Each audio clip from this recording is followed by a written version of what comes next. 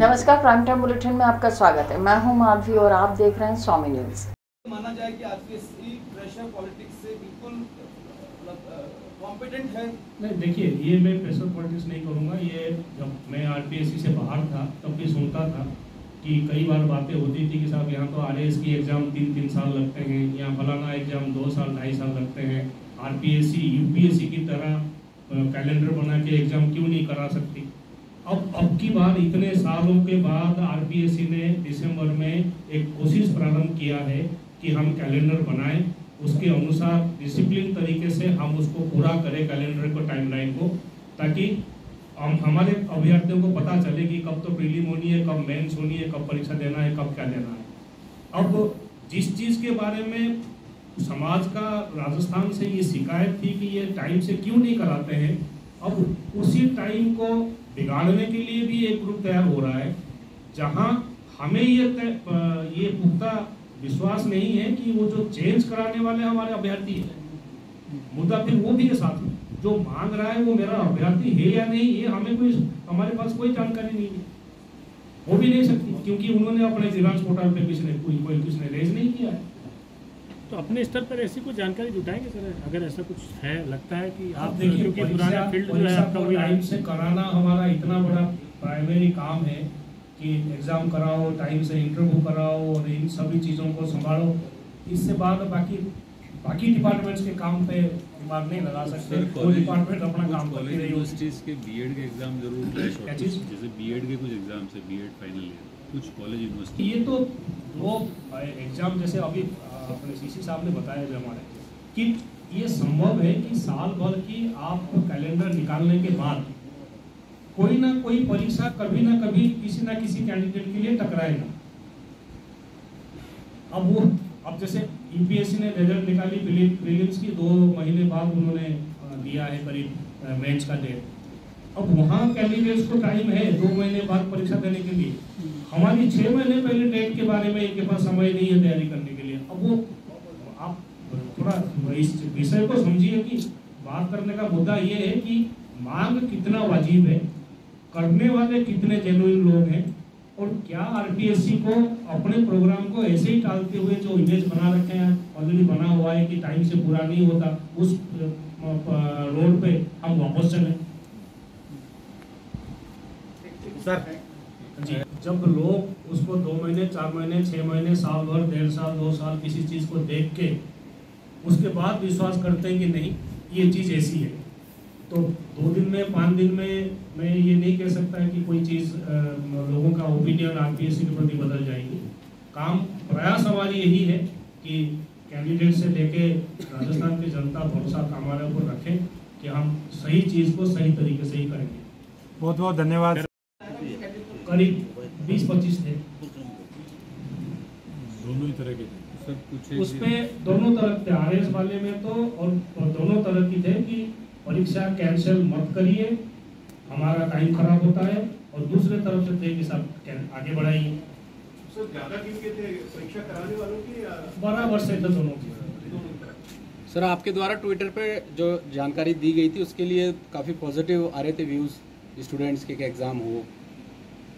वो तो मैंने चेक नहीं किया ट्विटर का, लेकिन उसका भी मंशा यही था कि लोगों को एक बार इंडिकेशन तो मिले कि टाइम से परीक्षा हो रही है। जैसे भी मैंने अभी आपसे सभी से निवेदन किया कि जो सीरियस कैंडिडेट्स हैं पढ़ाई के लिए, वो कोई 2 महीने की 4 महीने की तैयारी से नहीं है, लोग 2-2 साल 3-3 साल से अलग अलग परीक्षाओं के लिए तैयारी कर रहे हैं और परीक्षाएं दे रहे हैं।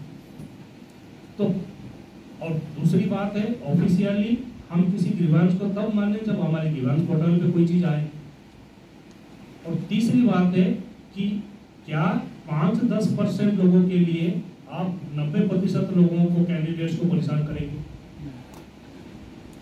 मुद्दा ही तो हो सकता है 5% लोगों को परेशानी हो। मैं जैसे निवेदन किया अभी कि फॉर्म भरने के बाद 30% परीक्षा में नहीं आते, प्रीलिम पास होने के बाद 17% 16% परीक्षा में नहीं आते।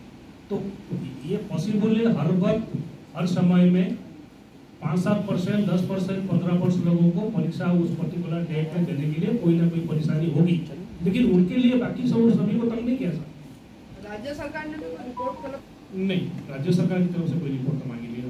आप कोई राज्य सरकार को सलाह देंगे कि इस तरह के जो प्रदर्शन हो रहे हैं वो किस मकसद से हो रहे हैं, उससे आरपीएससी को कुछ ना कुछ प्रॉब्लम होती है?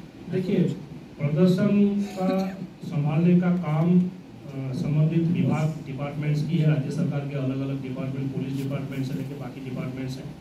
वो जो सरकार के पास जो बातें आ रही होगी या जो लोग कोई पहुंचा रहे होंगे या सड़क पे जो लोग बैठे हैं या बैठने की प्रयास कर रहे हैं, वो सभी प्रकार के मांग से संबंधित प्रदर्शन को हैंडल करने का गवर्नमेंट का अलग तरीका है।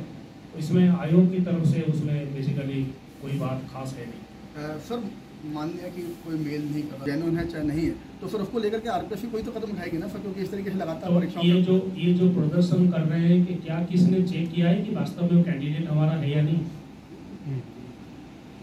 वास्तव में हमारा जैसे जो लोग ये जो मेरे पास पुख्ता कवर नहीं है, जो हमने जैसे सुना है, जो आरएस मेन परीक्षा के लिए आंदोलन चल रहा था, उसमें मैक्सिमम गैदरिंग कभी 100, 150, मैक्सिमम 200 हुई होगी। उसमें उस 200 में से भी जो कैंडिडेट कहे जा सकते हैं वो थे कोई 40%, 50%। बाकी उनके दोस्त, उनके रिश्तेदार, उनके परिवारजन अभी अलग अलग समय पे आए गए, ये हमें बताया गया है। कंफर्म नहीं हूँ कि ये सही है।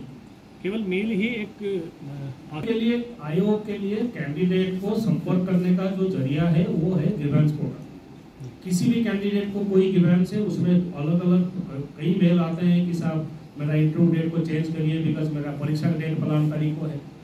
तो लोग अपना मेल भेजते हैं टोटल परीक्षा की व्यवस्था के संबंध में। तो वैसे ही डेट के बारे में अगर कोई किसी को परेशानी है वास्तविक कैंडिडेट को, अब मैं आपको आपके सामने ये फैक्ट रख रहा हूँ ना कि पॉलिटिकल साइंस की स्कूल ग्रेड 1 लेक्चरर की जो परीक्षा है उसमें 85,000 के आसपास के कैंडिडेट्स हैं। और जो हम कॉलेज पॉलिटिकल साइंस का कॉलेज एजुकेशन के लिए लेक्चरर की परीक्षा करा रहे हैं असिस्टेंट प्रोफेसर की, वो दिसंबर में होने वाली है, उसमें 24,000 कैंडिडेट है। तो मोटा मोटी ऐसे ही अगर आप मान लें कमन तब भी 7,000 कैंडिडेट पॉलिटिकल साइंस में ऐसे हैं जो वहाँ के लिए अप्लाई नहीं कर रखा है। कोई अपील जो विद्यार्थियों को कि धरना प्रदर्शन करने वालों का या डिमांड करने वालों का या सोशल मीडिया में मुहिम चलाने वालों का मकसद, बैकग्राउंड क्या है, किस मकसद से कर रहे हैं, वो तो मैं नहीं कहूँगा। लेकिन आयोग की पॉइंट ऑफ व्यू से ये बात जरूर है कि हमें लगता है कि जो वास्तविक हमारा अभ्यर्थी है जिसने हमारे पास फॉर्म जमा किया है उसको परेशानी नहीं है, क्योंकि उसने अपने ग्रीवेंस जैसा हमारा जो पोर्टल है उस पोर्टल पे उसने कुछ कहा ही नहीं है। बाजार पे जो लोग कर रहे हैं, किस बात की कर रहे हैं, क्यों कर रहे हैं, वो तो वो जाने। लेकिन हमारे पॉइंट ऑफ व्यू से हमारी ये मान्यता है कि जब हमारे पास हमारा कैंडिडेट ने अपने ईमेल से मेल नहीं भेजा है तो बाहर के लोगों का हम क्यों माने। तो अगर सर एक बात सामने आ रही, 100-150 करोड़ का व्यापार है, कोई परीक्षा 6 महीने देता तो देखिए, सुनने की बातें बहुत आती है लेकिन उसमें कोई कंफर्मेशन है नहीं, मेरे पास कोई सबूत नहीं है कि मैं किसी के ऊपर आरोप लगाऊं। लेकिन जो फिर मैंने कहा कि हम किसी चीज़ पे विचार तब करते जब वास्तविक रूप से हम ये मानते कि हमारी जो अभ्यर्थी हैं उनमें से एक ग्रुप को कोई परेशानी है। लेकिन जो ऑफिशियल चैनल है हमारा जिसको हमने बना रखा है उस पर कुछ है नहीं, बाकी मार्केट में कुछ और चल रहा है। तो आप 60-70% कैंडिडेट्स परीक्षा में बैठते हैं मेन परीक्षा में।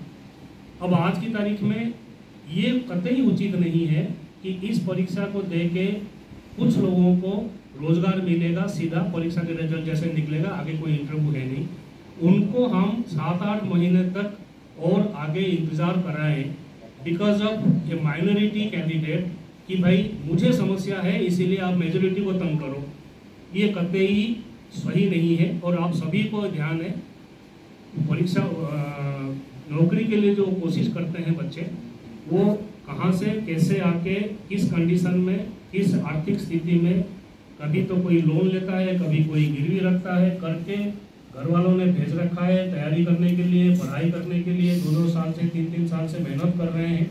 ऐसे बच्चों के साथ ये सरासर अन्याय होगा उस परीक्षा को शिफ्ट करने के लिए जो 6 महीने पहले लोगों को बता दिया गया था कि आपका परीक्षा इस तारीख को है। और अगर उस पर भी लोगों की तैयारी नहीं है तो हम उनको जनरली मान सकते हैं कि ऑन सीरियस कैंडिडेट्स हैं। सीरियस कैंडिडेट्स के लिए वास्तविक परीक्षा को आगे बढ़ाने की कोई आवश्यकता नहीं है। इसीलिए जो ये अभी माहौल चल रहा है और कन्फ्यूजन का स्थिति पैदा हो रखी है, उसको दूर करने के लिए आज हमने उचित समझा कि आप सभी से बात करें और सभी कैंडिडेट्स को आपके माध्यम से ये जानकारी प्रदान करें कि परीक्षा की तिथि आगे नहीं बढ़ाई जाएगी। जिस तारीख को जिसकी परीक्षा तय हुआ है उसी तारीख को वो परीक्षा होगी। आज माता जी का पाटा उत्सव मनाया गया। यहाँ पर महिलाओं ने संगीत और भजन किए गए और माता जी के सारे बहुत महिलाओं ने नाच कूद के भजन गाए और माता जी का आज पाटा उत्सव धूमधाम से मनाया गया। आज सप्तमी के दिन माता जी का पाटा उत्सव ट्रस्ट द्वारा मनाया गया। भक्तजन बहुत सारे यहाँ पर आए और उन्होंने माता जी के यहाँ अरदास कराई और समाज बंधु काफ़ी संख्या में यहाँ पर आए और मंदिर का पाटा उत्सव मनाया गया। मैं देवी सिंह चौहान, अध्यक्ष चामुंडा माता मंदिर ट्रस्ट। जी सर, क्या मामला है? ऑनर किलिंग का मामला था, क्या पूरा मामला है और किसको गिरफ्तार किया और क्या रोल है इनका मर्डर में? दिनांक 14/6/2025 को परिवादी रामदेव द्वारा एक प्रार्थना पत्र दे करके मुकदमा दर्ज कराया था कि मेरे बेटे का एग्ज़ाम नर्सिंग सेकंड ग्रेड का है और उस नर्सिंग सेकंड ग्रेड के एग्ज़ाम के लिए वो दिनांक 12/6/2025 को अजमेर आया था और 13/6/2025 को वापस अजमेर से नागौर जाने के लिए बस स्टैंड अजमेर पे खड़ा था। अजमेर पे खड़ा था, उसी दरमियान अजमेर बस स्टैंड पे खड़ा था और वो अब तक घर नहीं पहुंचा। इस बात का उसने प्रार्थना पत्र दिया। उसके पश्चात इसमें जांच पड़ताल की गई तो जो उसके लड़के सहदेव के साथ में जो दूसरा लड़का आया था उसने ये बताया कि यहाँ से 2-3 लोग आए थे और उसको उठा के ले गए। प्रखंड में अनुसंधान किया। अनुसंधान करने के पश्चात मालूम चला कि उस लड़के का हत्या कर दी गई है और वो हत्या करके जो लाश थी वो तेजासर सरहद जाइल थाना हल्के में मिली। तत्पश्चात वह पहुँच करके बॉडी का पोस्टमार्टम करवाया और पोस्टमार्टम करवा के परिजनों को सुपुर्द की गई और अनुसंधान शुरू किया गया। दौरान अनुसंधान हमने आज कल शाम को 2 व्यक्तियों का गिरफ्तार किया, जिसमें एक का नाम कुन्नाराम है और दूसरा का नाम ओम प्रकाश है। आज उनको पीसी रिमांड पर लाया जाएगा। सर, दोनों का इस पूरे मर्डर में क्या रोल था और ये क्या लगते हैं लड़की के या मृतक के? कुन्नाराम जो है, लड़की जो करिश्मा है, जो मृतक सहदेव की जो वाइफ है, उसके पूर्व पति के बड़े पिताजी हैं। मृतक सहदेव जो था वो करिश्मा को लिव इन रिलेशन में रख रहा था। अभी उसकी शादी नहीं हुई क्योंकि करिश्मा की पूर्व शादी उसी गांव धारणा में नेमीचंद के पुत्र चेन्नाराम से हुई थी और ओम प्रकाश जो ये कुन्नाराम जो है चेन्नाराम का बड़ा पिताजी है। दूसरा व्यक्ति जो हमने गिरफ्तार किया उसका नाम ओम प्रकाश है। जो लड़की करिश्मा है उसकी बड़ी बहन के हस्बैंड का नाम राजू का ये मामा का लड़का है। सर, इनका मर्डर करने का कारण क्या है दोनों का? मतलब ये प्लानिंग में थे तो इनका क्या रोल है इसमें, कारण है मर्डर में शामिल रहने का? मर्डर में इनका शामिल रहने का रोल ये कुन्नाराम का तो ये था कि इसके छोटे भाई के बेटे की बहू थी करिश्मा पहले, जिससे इसके साथ में शादी हो रखी थी, तो इस बात से ये पीड़ित था।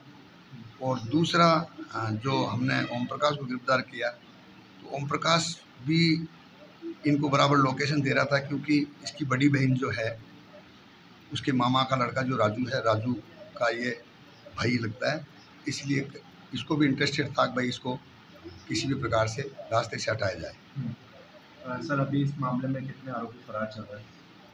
अभी इसी मामले में नामजद जो आरोपी 5 लोग हैं, जो जिसमें लड़की का पिता है, लड़की का चाचा है और लड़की का बड़ा पिताजी है, और इसकी बड़ी बहन लोकी है, लोकी उर्फ ललिता, और उसका हस्बैंड महिपाल है। किया गया और कहाँ पे किया गया? यूथ कांग्रेस ने हमारे देश के नेता प्रतिपक्ष राहुल गांधी जी के जन्म दिवस पर आज यूथ कांग्रेस ने अजमेर के अंदर ये पहल करी है कि अजमेर के अंदर जितने भी महापुरुषों के जो स्मारक है, जिसमें अजमेर का प्रशासन, एडीए प्रशासन, नगर निगम जो अनदेखा कर रहा है, जो बिल्कुल भी देख रेख नहीं कर रहा है और बहुत बुरी दुर्दशा हो रखी है यहाँ पर जितने भी स्मारक हैं, तो आज हमने युवा कांग्रेस ने सर्वप्रथम राहुल गांधी जी के जन्म दिवस से हमने राजीव गांधी जी के स्मारक से हमने यहाँ पर यहाँ का जो श्रमदान करा। हमने यहाँ पे जितना भी यहाँ पर जो चारों तरफ में पाथ बना हुआ है, इस गार्डन की जितनी बुरी दुर्दशा हो रखी थी, यहाँ पे गाय भैंस बैठे हुए थे, गोबर पड़ा हुआ था, जगह जगह बड़ी बड़ी झाड़ियाँ उगी हुई थी, उन सबका हमने यहाँ पे सफाई करी। सुबह से लेके 11 बजे से लेके आज हमने अभी 3-4 बजने वाली है, हमने 4 से 5 घंटे यहाँ पे श्रमदान करा है। और युवा कांग्रेस ने पूरी राजीव गांधी जी की स्मृति को भी हमने सफाई करी, पानी डाल के पूरे पानी का टैंकर लगा के पूरे स्मारक की सफाई करी, धोया झाड़ुओं से जगह जगह। और आज हमने यहाँ पे 22 करीब पौधे लगाए हैं हमने यूथ कांग्रेस ने यहाँ पे। और यूथ कांग्रेस यही संदेश देना चाहती है कि आगामी दिनों के अंदर यूथ कांग्रेस शहर के अंदर जितने भी महापुरुषों के जो स्मारक है, जो अजमेर का प्रशासन जिनको अनदेखा कर रहा है, उन्हीं के सौंदर्यकरण के अंदर वो देखते हुए वे स्मार्ट सिटी के तहत यूथ कांग्रेस खुद पूरे पदाधिकारियों के साथ में उन सभी स्मारकों का जीर्णोद्धार कराएगा। उनकी जो रूपरेखा बनी हुई है, जो भी सौंदर्यकरण की बहुत बुरी दुर्दशा हो रखी है, उसकी सौंदर्यकरण को वापस से लौटाएगा। कुछ दिन पहले भाजपा ने भी इस तरह का अभियान चलाया था।